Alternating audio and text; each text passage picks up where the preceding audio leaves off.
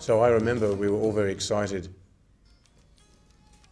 and the customs doors were opening and closing, and I remember jumping up as the customs doors opened and closed to try to catch a glimpse of Srila Prabhupada. And I recall my first glimpse of Prabhupada was he was standing very patiently. He had his attaché case in one hand, he had his cane in another, and he had his chadar folded and over his shoulder. And he appeared to be very, very effulgent and very peaceful. And he appeared to be waiting for something. In fact, he was waiting for Bhagavan, who had been held up at immigration.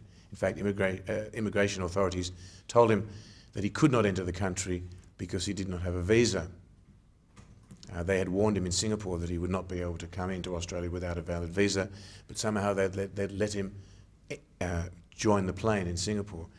Now, Prabhupada was waiting for Bhagavan, and it appeared that Bhagavan, who is Prabhupada's secretary for the trip, or rather servant, it appeared that Bali Madan would not be able to be allowed into the country, Bhagavan.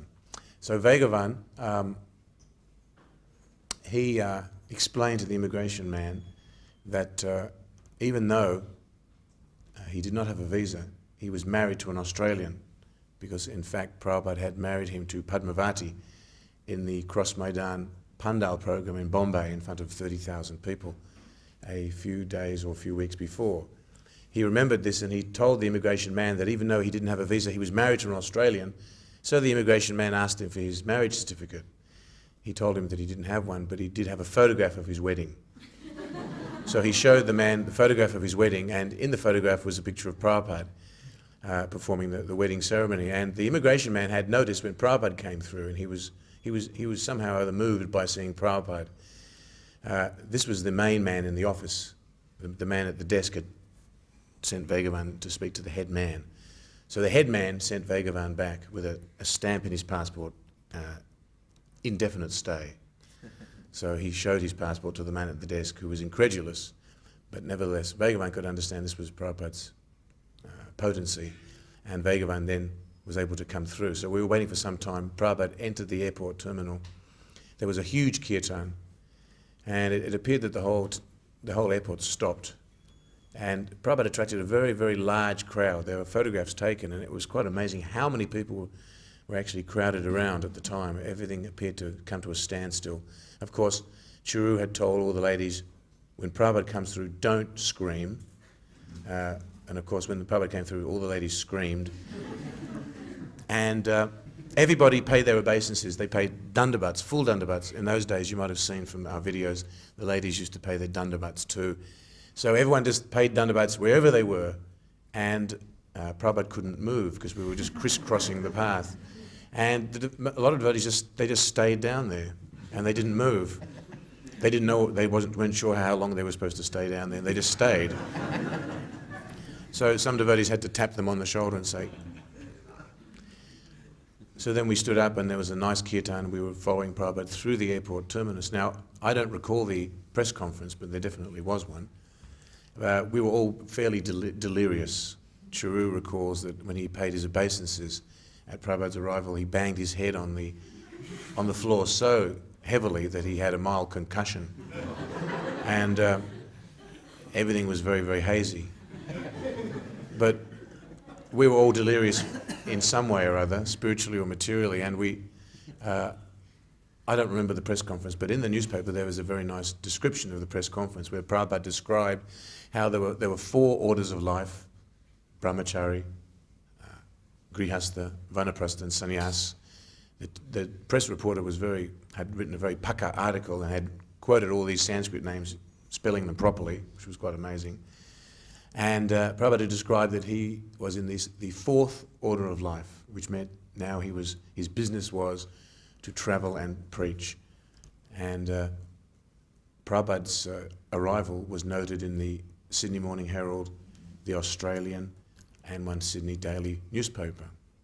Although at the time we were not familiar with accessing the newspapers. I don't know how many of us knew that those things were in the paper at the time, but looking through the archives, we found this information with some nice pictures of Prabhupada. So at that time, Prabhupada got out of the car, and Upananda came out running out of the temple and paid his obeisances, and Prabhupada patted Upananda on the head very affectionately. And we were having a kirtan. Actually, I was getting out the car. There was a group of devotees having a kirtan on the sidewalk. The front door of the temple had blown closed. So Prabhupada reached to open the front door of the temple, and it was locked from the inside. At that time, my mother and father, I had invited them. Apparently, there was some mix-up in the recollections, but I think before we went to the airport, there must have been some prior notification that Prabhupada was coming, but I think it was rather muddled. But I think at least we'd had the opportunity to invite some press to the temple. And somehow or other, I'd also invited my parents to come. So when Prabhupada went to open the door, it was closed. My father was feeling very embarrassed about being seen with the Hare Krishnas on the street. And him and my mother were there only under duress. I'm surprised that they even came, but they came, and my father pulled open the little curtain, and he saw Prabhupada trying to get in. So my father opened the door, and as Prabhupada went into the door, Prabhupada nodded at my father to say thank you. And then Prabhupada sat down on a very small Vyasasana, looked around the room at all the devotees present. At that time, there were a few guests. One of those guests was Bhakta Arthur. He's not here to recall this incident, but Bhakta Arthur recalls. Bhakta Arthur was a boxer for the South Sydney Leagues Club, and he was a pretty tough guy, and he was a carpet layer, and he had a carpet laying business. He was a pretty tough sort of guy, and Prabhupada looked around the room, and then his eyes stopped and looked at Arthur. So Arthur thought, well, I'm going to look back. So Arthur was looking at Prabhupada in the eye, and Prabhupada was looking at Bhakta Arthur, and Bhakta Arthur recalled that he was looking and looking and looking, and it got to the point Prabhupada's gaze was so intense that he had to eventually look away. But he recalls that gaze of Prabhupada, and it was a look of it was an affectionate but a very grave glance at the same time. And Bhakta Arthur, who later became Ajamil, he recalled how this glance, it seemed like this glance was what brought him closer to Krishna consciousness. Along with that glance came all the blessings of Srila Prabhupada and the disciplic succession. He felt impregnated with something very spiritual at that time. Prabhupada's second visit to Melbourne, for Prabhupada's second visit to Australia, Prabhupada was coming to Melbourne for the first time, and when Prabhupada arrived at the temple, I do recall Krishna Premi was crying, and she was trying to sing Vande Hum, Sri Guru, on harmonium, and crying at the same time, and it was quite an intense affair, but it was done with great affection and sincerity, and Prabhupada nodded and smiled at Krishna Premi. And I remember Upananda had made a big plate of Simply Wonderfuls, which was the number one delicacy in those days. Somehow or other, Simply Wonderfuls were like the summum bonum of life. Some devotees made their own Simply Wonderfuls on the side. Ajamil was famous. He got Gaurangi, Raghunath's wife, to make him an extra large bead bag, and we weren't sure the reason behind it until one day I discovered that inside Ajamil's bead bag, along with his beads, was a small packet of sunshine powdered milk, a packet of butter, and a packet of icing sugar. So Ajamil sometimes used to sneak out the back and roll his own.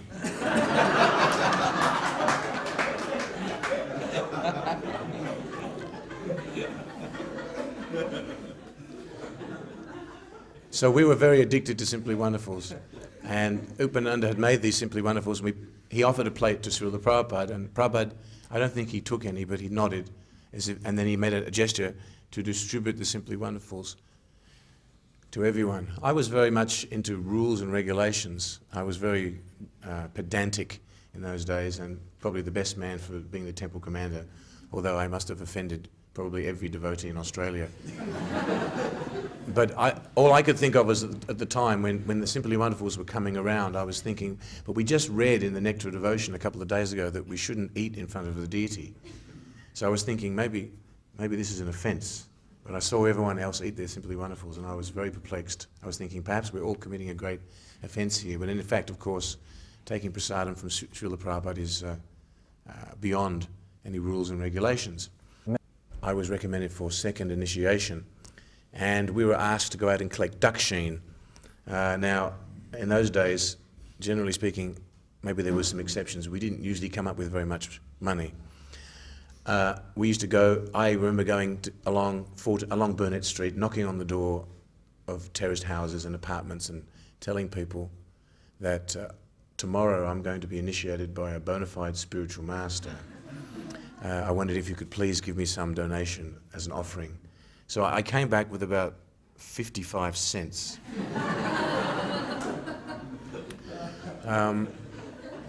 I put it on a saucer and I brought it in with me. I remember Jagatarini also recalls collecting not much more than that.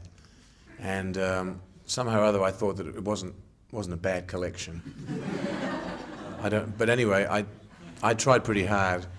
Prabhupada, when I came in the room, Prabhupada was lying on a chaise longue. Prabhupada often would like to recline in the afternoons on chaise longue, the long seats with a scrolled end like we have in Prabhupada's room. The Brahmachari room in the Burnett Street temple had been transformed into Prabhupada's room. I remember Dormia Prabhu, his parents had gone overseas, so he had raided the house and taken all the furniture out of the house. And we'd filled up Prabhupada's room with all this nice furniture, including the chaise longue. So Prabhupada didn't have a shirt on, and he had his dhoti. And of course Prabhupada had very soft golden skin, which appeared to be, glowing and effulgent. We had a little chandelier on the ceiling. As we went in the door, Prabhupada was lying, the chaise longue was on the right-hand side, his desk was on the left-hand side of the room, with his back towards the window leading onto the little veranda which overlooked the street. So Prabhupada was lying reclining on the chaise longue, I think, on his left arm. And Prabhupada asked me to sit down in front of him, and he showed me how to count on his fingers, how I should be counting on my fingers for the chanting of the Gayatri mantra. I was very sure of myself at that point. I'd been watching Upananda saying his Gayatri mantra in the mornings, and I'd figured out how to count, or at least I thought I did. And I thought that the counting started from the top of the index finger. So I think when Prabhupada was showing me how to count, I wasn't watching very carefully. I was thinking, well, actually I already know how to do this. I'll get it first time. So after Prabhupada showed me the counting, I attempted to count starting from my first tip of my first index finger, and Prabhupada shook his hand and said, no, and he showed me again. I started to get to panic at this point, as was a common experience with many devotees when they're in the room alone with Prabhupada. I'd never been in the room alone with Prabhupada, and I was perspiring and shaking. My eyes didn't seem to be working anymore, and I couldn't focus. And all of a sudden, it just felt like all my limbs had locked up, and everything just went blank. And Prabhupada showed me again, and even though he was moving his fingers, everything was just hazy. And I tried again, and I got it wrong. And then I tried again. Prabhupada was getting very angry, and I got it wrong again. So then Prabhupada, he held my thumb down on my finger and said, you have to start from here. And he looked very disgusted, and I felt microscopic. And he placed the sacred thread over my shoulder, and then I left the room.